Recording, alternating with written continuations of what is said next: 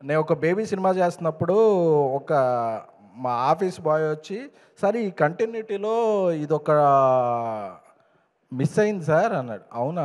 అన్నా. నేను రాజేష్ చెప్తే, "ఎస్ నిజమే" అన్నాడు.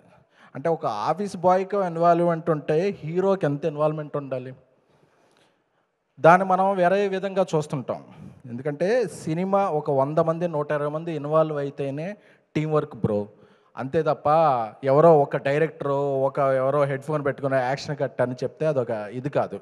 ఆ ఇన్వాల్వ్‌మెంట్‌ని మనం చాలా ఎక్కువగా ఫీల్ అవుతుంటాం. బట్ అందరూ ఇన్వాల్వ్ అయితేనే ఒక team work.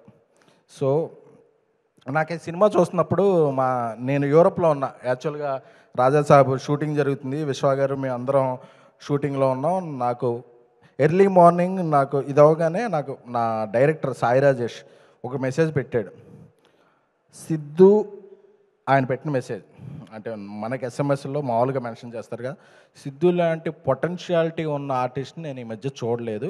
This is very, very, very progressive film.